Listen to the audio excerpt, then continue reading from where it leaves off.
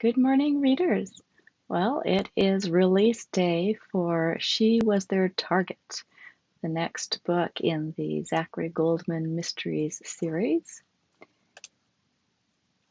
All right, and as usual, I'm going to do a short reading from She Was Their Target, and then you can run over and pick it up right away if you haven't already pre-ordered it. Of course, if you pre-ordered it, it should be in your inbox or on your device, all ready to go.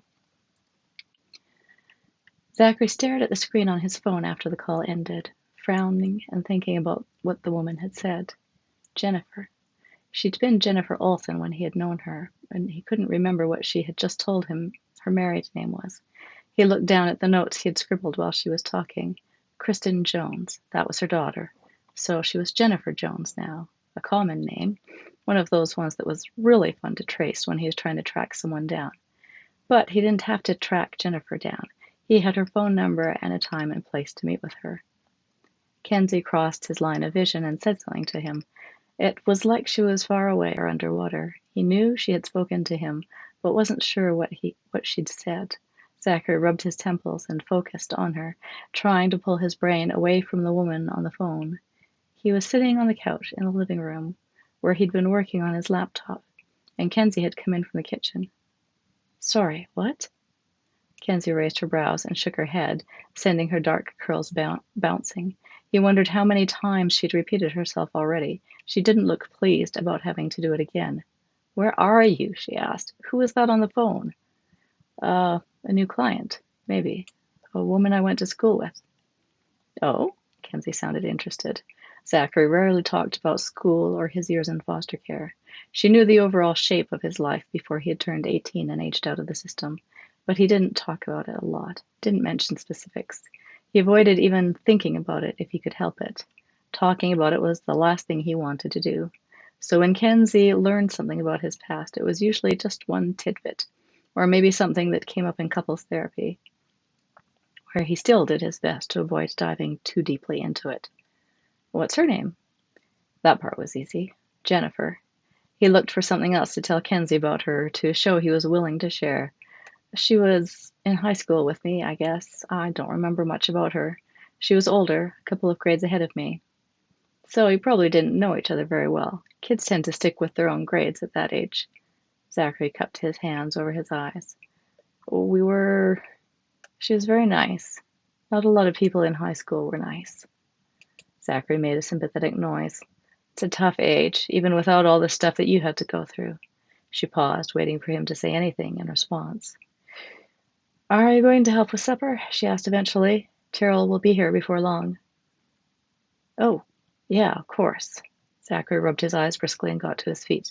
That was probably what she'd been asking him. It wasn't like he was making the meal. Kenzie was handling most of that. But Zachary tried to help out, setting the table, making a salad, and getting out anything else she needed. He was happy to give her a hand with anything she needed him to do in the kitchen, but she didn't usually trust him to do the actual cooking.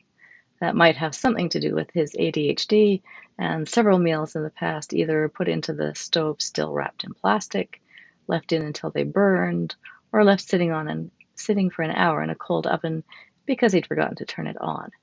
That, and the fact that coordinating several dishes at once so that nothing burned and everything was finished at the same time required a level of concentration and executive function that he just didn't have most days. He could manage a salad or a sandwich, which wouldn't be ruined if he left them out or they sat on the counter for a while. Waking up from his reverie about Jennifer, Zachary could smell the hearty scents of tomato sauce and cheese coming from the oven, and garlic. Hopefully she'd made garlic bread to go along with whatever else she'd made, a favorite of Zachary's and Terrell's. Sorry, I should have come in earlier. Kenzie shrugged. You were on the phone. Zachary moved around the bright, cheerful kitchen, getting out the plates, glasses, and cutlery. He was determined to stay focused on the job and not forget anything, because he was thinking about Jennifer. He didn't want to think about Jennifer. He would distract himself with the dinner preparations, and then with the conversation with Terrell and Kenzie over dinner. His younger brother, Terrell, was doing well with his job at Kenzie's Family Foundation. He'd been there a few months, and all indications were positive.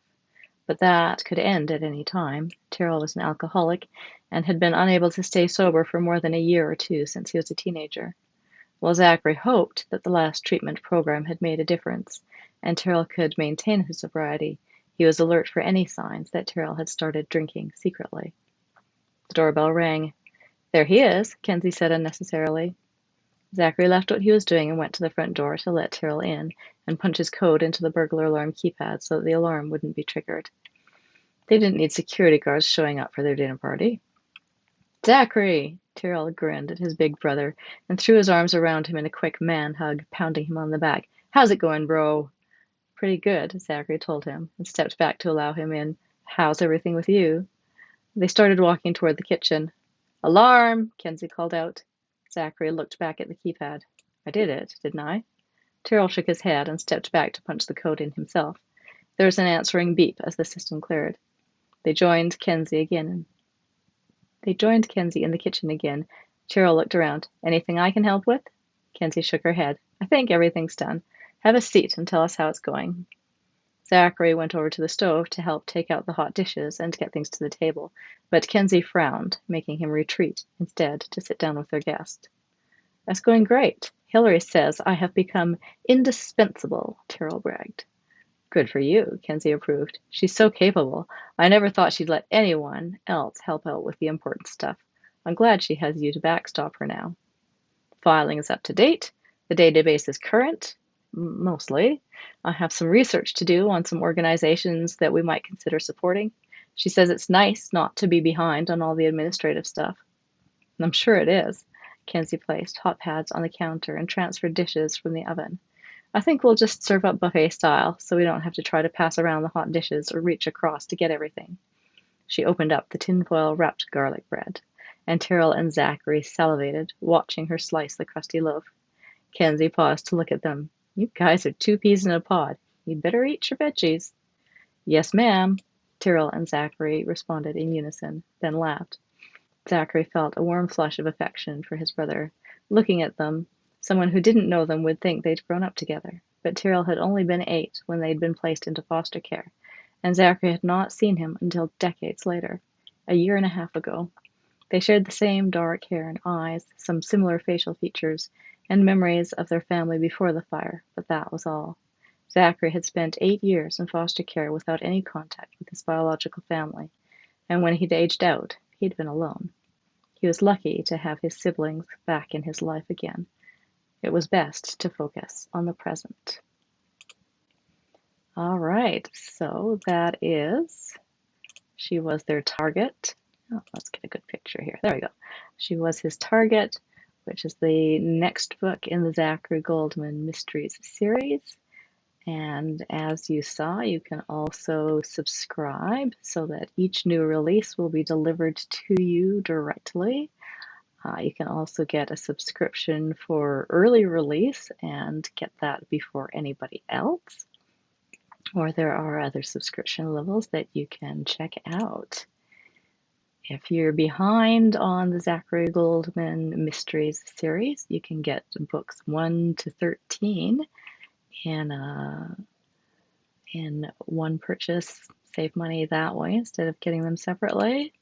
Or I have now packaged together all of the Zachary Goldman and Kenzie Kirsch mysteries as well. So if you want to follow the full timeline, because you do skip back and forth between the timeline between the two series, then you might want to get that one. So check those out at my e-store, and if you haven't got She Was Their Target already, then stop by and get it now. Talk to you later.